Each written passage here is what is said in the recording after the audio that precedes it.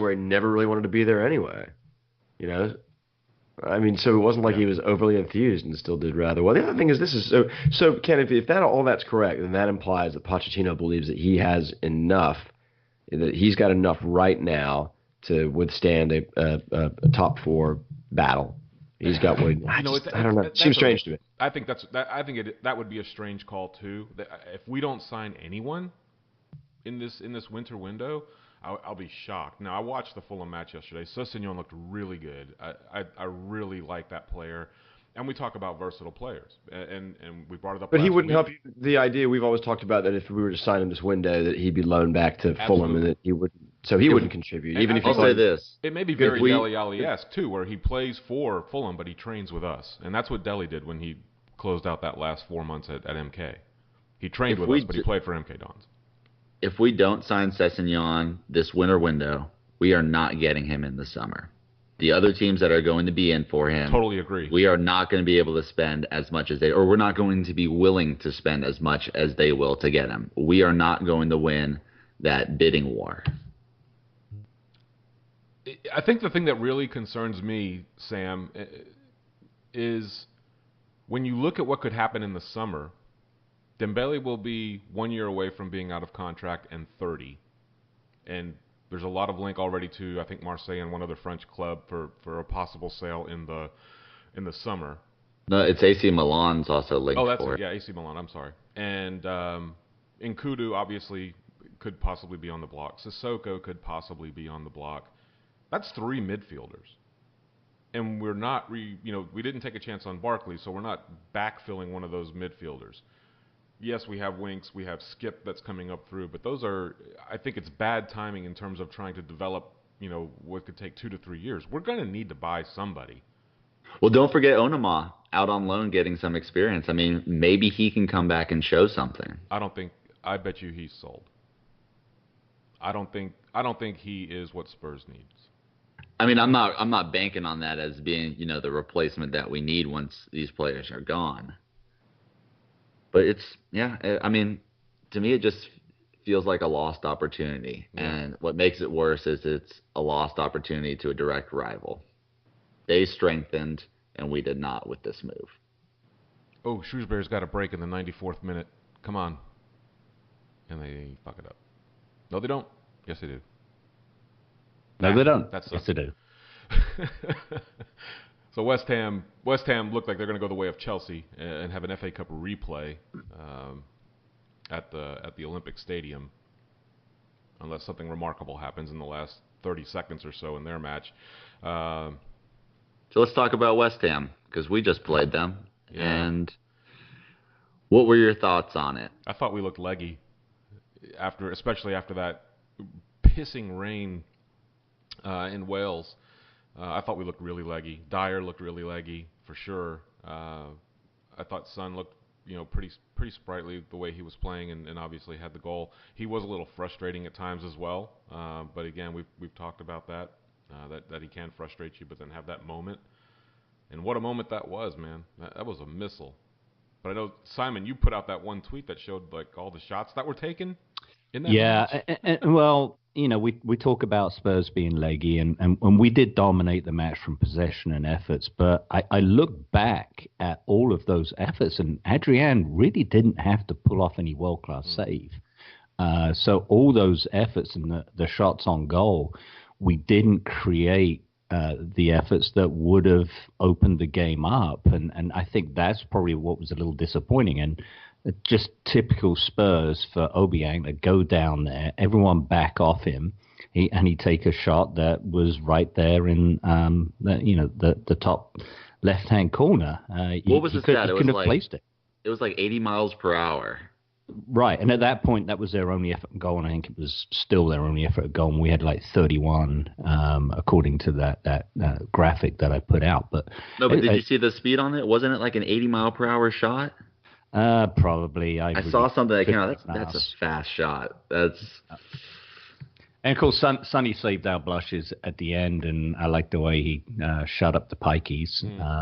And they need shutting up. They need locking up, to be honest. But Yeah, disappointing performance. And again, it goes back to what Tim was talking about at the beginning of the hour. We just don't have it in our locker room, so to speak, to break down these teams who parked the bus, and that creativity in midfield for all the possession that we had. We just didn't create the world-class chances that would have put that game to bed. You look at the Swansea game, and somebody made a comparison. I was like, well, what are you talking about? We scored early, which opened the game up. Every time we score early, the game is completely opened up and has a different complexion that the other team has to chase. Their strategy of blocking us and shutting us down works unless we score a goal. Then it opens up the dynamic of the game. And we have conceded in those scenarios the first goal far too often, and then we have to scramble to get two, and it doesn't work. West Brom's another classic example of that. So it's disappointing and frustrating, and I think everyone's like, well, would that happen at White Hart Lane? I don't think we saw it last season, did we? Teams doing that at White Hart Lane? They would try, but we were able to break them down a heck of a lot easier. Right. I think because we pressed so much earlier and allowed them to even have some possession so that we could open up the counterattacking game, and I just don't know that we were trusting ourselves to do that right now. Maybe with Wanyama coming back, maybe we could. I'm looking at the Tottenham Hotspur page where they're describing the match visually through their typed communication, and at halftime it says, "Dominated the play so far, just need an opening." If that doesn't define what happens when we play these teams at Wembley here lately, that's it. That's just it. Even the Stoke match, it was an own goal by Shawcross. We don't care how we get it, and I think the West Ham blueprint was okay. We were launching balls into the box all match long, just never got that goal to open them up. And it actually took, a wonder shot to save us a point, let alone dropping the 2. What do you guys make of Poch's decision to keep both Dyer and Sissoko on until the 74th minute against a side that's clearly parking the bus? It's a bit like playing two. A lot earlier. It's a bit like playing two holding midfielders against Wimbledon at Wembley. Like, I don't know, a bit mystifying. Right? Yeah. Bit mystifying. It's always been the knock on him, the unwillingness to change or changing too late, or I shouldn't say not the knock, but a knock. And I don't know. I will give him some praise with what he's been doing in lineups. I like seeing RA being the first choice. I think him coming in against West Ham made it clear that he is our first choice right back over Trips.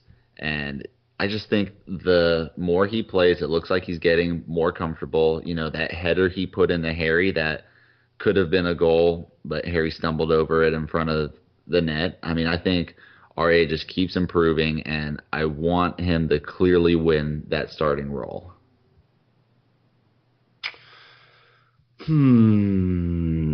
Strange.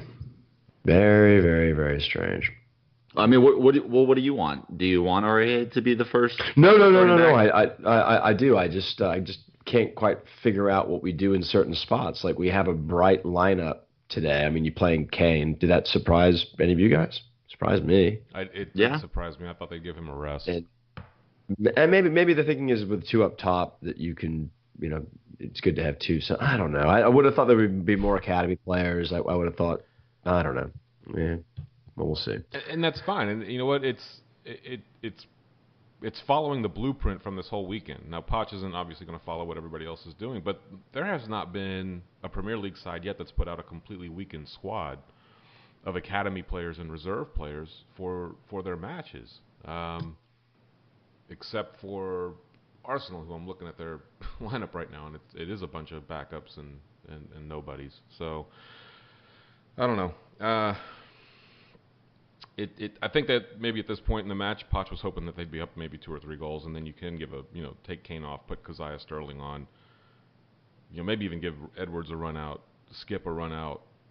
Walker Peters is already playing. Give these kids a chance. Until we actually go a goal up, though, I don't know if that's really going to happen.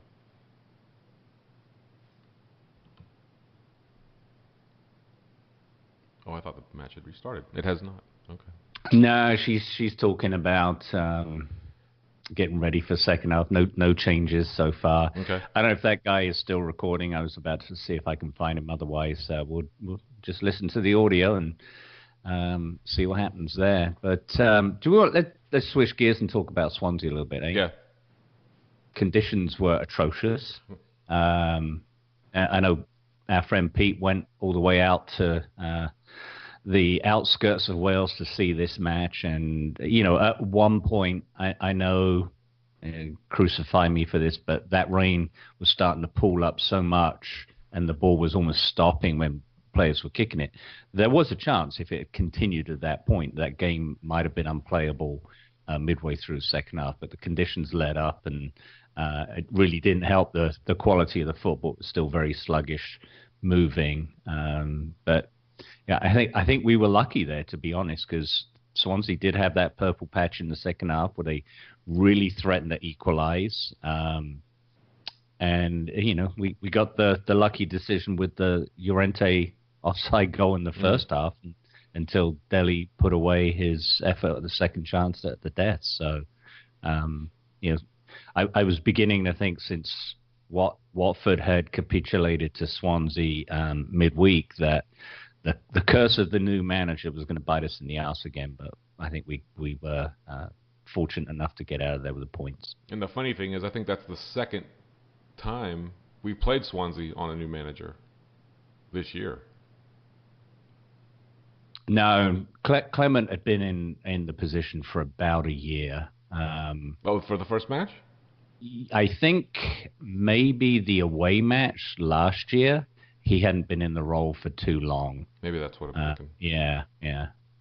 Because when I went to see them when they lost 5-0, Bob Bradley was still in charge, and he wasn't in charge much longer after that game. No, it was awful. His whole tenure there was terrible. All right, what about trivia? You got trivia? I do.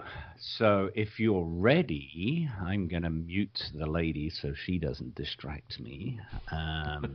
Sam is trying to snowball his way up the table from his lofty position with 3 points. So this one, round 8, this decade, I thought I would okay.